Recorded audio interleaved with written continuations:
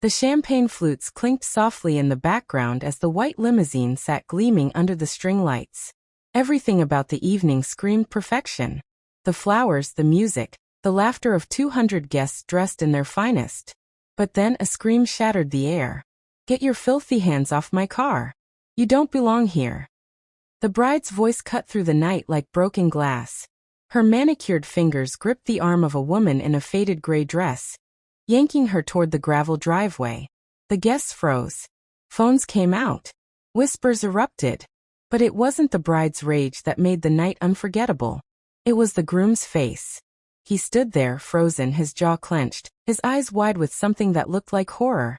And the woman being dragged? She didn't fight back. She just looked at him. One look.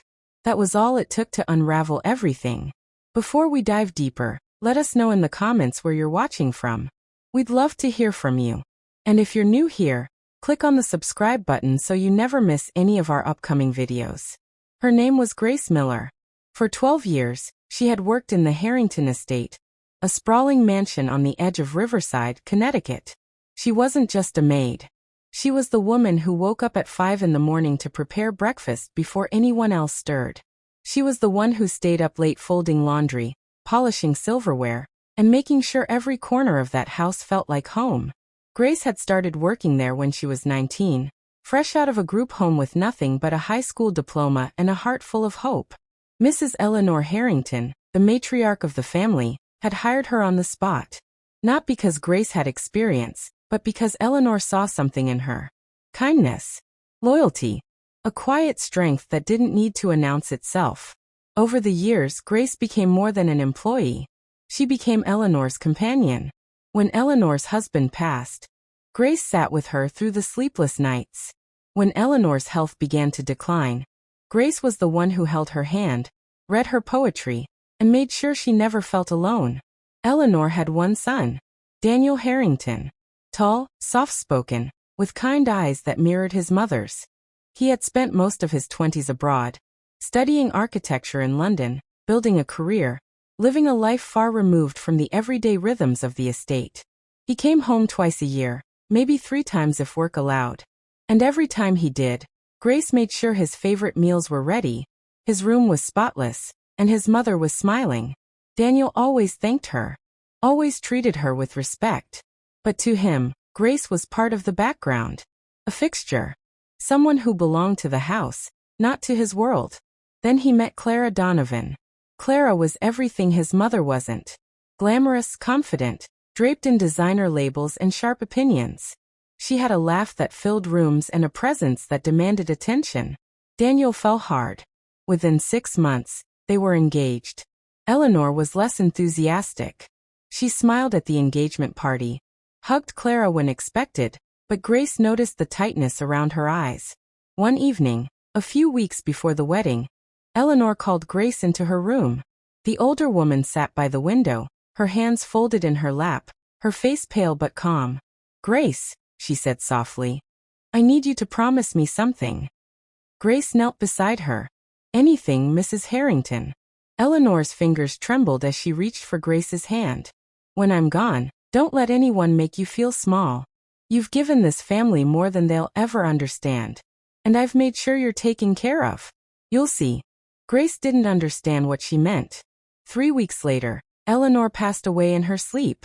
The funeral was elegant, attended by politicians, old money families, and faces Grace had only seen in magazines. Daniel wept quietly. Clara stood beside him, composed, her hand resting on his shoulder. Grace stood in the back, unnoticed, tears streaming down her face. She had lost the only person who ever made her feel like she mattered. The wedding was planned for late September, in the garden of the Harrington estate. It was Daniel's idea. He wanted to honor his mother's memory by holding the ceremony in the place she loved most. Clara agreed, though she made it clear she wanted everything updated. New flowers, new lighting, a completely redesigned layout. Grace helped with the preparations. She worked alongside the event planners, the florists, the caterers. No one asked her to. She just did. Because that's who she was. 2 days before the wedding, the family lawyer, Mr. Bernard Hayes, requested a meeting with Daniel. Grace wasn't supposed to be there, But she was in the hallway outside the study, carrying fresh linens, when she overheard raised voices. "Your mother left specific instructions, Daniel," Mr. Hayes said firmly. "Grace Miller is to be treated as family. She is to attend the wedding as a guest, not as staff. And there are other matters in the will we need to discuss." Daniel's voice was strained. "I understand, Bernard. I'll make sure she's invited." "It's not just an invitation, son. It's a matter of respect. Your mother made that very clear." Grace's hands shook as she clutched the linens. She didn't want to cause trouble. She didn't want to be seen. But Eleanor's voice echoed in her mind. "Don't let anyone make you feel small." On the day of the wedding, Grace wore a simple navy dress. Nothing extravagant. She borrowed a pair of pearl earrings from a friend. She arrived early, hoping to slip into the back unnoticed. But as she approached the estate, one of the ushers, a young man named Peter who had worked with her before, smiled and gestured toward the front. "Miss Miller, you're on the family list. You're riding in the bridal limousine with the close guests." Grace blinked. There must be a mistake. "No mistake. Mrs. Harrington's orders. Come on, they're waiting." Her heart pounded as she stepped toward the sleek white limousine parked near the fountain. Inside, she could see Clara adjusting her veil, her bridesmaids laughing, champagne glasses in hand. Grace hesitated at the door. Peter opened it for her. She climbed in, her hands trembling. The laughter stopped. Clara's head snapped toward her, eyes narrowing. "Who let you in here?" Grace froze. "I was told I'm supposed to ride with the family." Clara's face flushed red. "Family? Are you out of your mind?" One of the bridesmaids giggled nervously. Another looked away. Clara's voice rose. "This is my wedding day. My limousine. And you think you can just waltz in here like you're one of us?" Grace's throat tightened. "I'm sorry, I didn't mean to." "Get out." Clara's hand shot forward, gripping Grace's wrist. "Get out right now." The driver glanced back, unsure. The bridesmaids shifted uncomfortably. And then, before Grace could move, Clara yanked her toward the open door, dragging her out onto the driveway as the first guests began to arrive. Grace stumbled as her feet hit the gravel. The sound of Clara's voice echoed across the garden. "She tried to sneak into my car. Can you believe this?" Guests turned, phones lifted, whispers spreading like wildfire. Grace's face burned with shame. She didn't look up. She just stood there, hands shaking, eyes stinging with tears. And then she saw him. Daniel.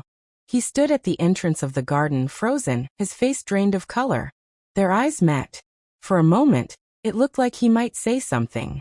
But Clara's hand was already on his arm, pulling him back toward the ceremony. "Come on, darling. Let's not let this ruin our day." Daniel hesitated. Then he turned away. Grace felt something crack inside her chest. She walked toward the gates, her vision blurred. Her breath shallow. The rain started as she reached the road. Soft at first, then heavier, soaking through her dress. She didn't care. She just kept walking. Behind her, the wedding continued. The music played. The vows were exchanged. Clara smiled for every photo. Her arm looped through Daniel's, her laughter bright and performative. But Daniel couldn't shake the image of Grace's face. That look. The way she had stood there, silent, accepting the humiliation as if she had expected it. Later that evening, after the reception, Daniel returned to the estate library. He poured himself a drink and sat in his mother's chair, staring at the empty fireplace. Mr. Hayes appeared in the doorway. "We need to talk, Daniel." Daniel looked up, exhausted. "Not tonight, Bernard." "Yes, tonight." The lawyer stepped inside and closed the door. He placed a thick envelope on the desk. "Your mother's full will. You need to read it. Now." Daniel frowned. "I already know what's in it." "No," Bernard said quietly. "You don't." Daniel opened the envelope. As he read, his hands began to tremble. The estate. The investments. The offshore accounts. The properties his mother had quietly accumulated over decades. None of it was left solely to him. Grace Miller was named as co-beneficiary. Equal ownership. Equal rights. And there was a letter, handwritten, tucked inside. "My dearest Daniel, Grace gave me the one thing money cannot buy. She gave me her time, her care, her love. She is not just a maid. She is the daughter I never had. Treat her as such. If you fail to do this, you fail me. With all my love, Mother. Daniel's chest tightened. His vision blurred. He thought of the limousine, the gravel, Grace's face, and he realized, with sickening clarity, that he had let it happen. He had stood there and done nothing. The next morning, Daniel drove to the address Mr. Hayes had given him. A small apartment on the edge of town, above a bakery. He knocked. No answer. He knocked again. Finally, the door opened. Grace stood there, her eyes red, her hair pulled back. She looked startled. Mr. Harrington? Please, he said quietly. Can I come in? She hesitated, then stepped aside. The apartment was tiny but clean. A single couch, a small kitchen, a table with a vase of wilted flowers. Daniel stood in the middle of the room, his hands in his pockets, unable to meet her eyes. I'm sorry, he said finally. Grace said nothing. I should have stopped her. I should have said something. I was a coward. Grace's voice was soft, almost a whisper. It's not your fault. I shouldn't have been there. Yes, you should have. Daniel's voice cracked. My mother wanted you there. She wanted you to be family. And I let my wife treat you like you were nothing. He pulled out the envelope and handed it to her. You need to see this. Grace stared at the papers, her eyes widening as she read. The estate. The accounts. Her name, typed in black ink beside his. I don't understand, she whispered. My mother left you half of everything, Daniel said. The house. The cars. The money. She wanted you to have it. She wanted you to be taken care of. Grace sank onto the couch, her hands shaking. I never asked for this. I know. Daniel knelt in front of her. But you deserved it. You gave her everything. And I took it for granted. Tears slipped down Grace's cheeks. I just wanted to honor her memory. You did, Daniel said. You do. He paused, his jaw tightening. I need to make this right. That afternoon, Daniel returned to the estate. Clara was in the bedroom, scrolling through photos from the wedding, laughing with her friends on speakerphone. He stood in the doorway. We need to talk. Clara glanced up, her smile fading. What's wrong? Grace Miller, he said. The woman you humiliated yesterday. Clara rolled her eyes. Oh, please. Don't tell me you're still thinking about that. She owns this house, Daniel said quietly. Clara blinked. What? My mother left her half of everything. The estate, the cars, the accounts. She's not a maid, Clara. She's family. The color drained from Clara's face. That's impossible. It's in the will. I just read it. Clara stood, her voice rising. You're telling me that woman owns half of this? Yes. And you didn't think to tell me before we got married? Daniel's voice was cold. I didn't know. My mother kept it private.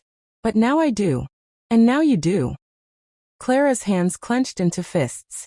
This is insane. She's a nobody. She doesn't deserve this. She deserves more than either of us ever gave her, Daniel said. He turned toward the door. I'm going to fix this. And if you can't respect her, you don't belong here. He walked out, leaving Clara standing alone, her perfect wedding crumbling around her. Grace didn't move into the estate. She couldn't. The walls held too many memories, too much pain. Instead, she used the inheritance to do what Eleanor had always dreamed of. She opened a foundation. A place where young women like her, women who had grown up in foster care, in poverty, in silence, could find education, support, and hope. She called it the Eleanor Harrington Foundation. Daniel helped. He sold his share of the estate and donated the proceeds. He and Clara divorced quietly 6 months later. She moved back to the city, her reputation in tatters, her pride shattered. Daniel never remarried. He focused on his work, on rebuilding his relationship with the people his mother had loved. And sometimes on quiet afternoons he would visit the foundation and see Grace there, surrounded by young women whose faces glowed with the same quiet strength she had always carried. One day, as he was leaving, Grace walked him to the door. Thank you, she said. Daniel shook his head. I should have done this years ago. You're doing it now, Grace said gently. That's what matters. He smiled, a sad, grateful smile. And as he drove away, he realized that his mother had been right all along. Grace had always been family. It just took losing everything to see it. Years later, Grace stood in front of the foundation, watching a new class of women arrive. She thought of Eleanor, of the kindness that had saved her, of the love that had changed everything. And she made a promise to never let anyone feel invisible again. Because the way you treat the lowly reveals the truth about your soul. And what's hidden in pride, life will always expose. What would you have done if you were Grace? Would you have walked away with grace? Or would you have demanded justice on the spot? Do you believe people like Clara ever truly learn? Or does pride blind them forever? Drop your thoughts in the comments. I really want to know how this story made you feel. And if you think this was powerful, wait until you hear what happened when a son discovered his mother had been living in a shelter while he built mansions for strangers. Subscribe so you never miss a story that touches the heart and opens the eyes. Because every week, we bring you real-life lessons wrapped in stories you won't forget. Hit that subscribe button. Turn on notifications. And let's keep learning together. See you in the next one.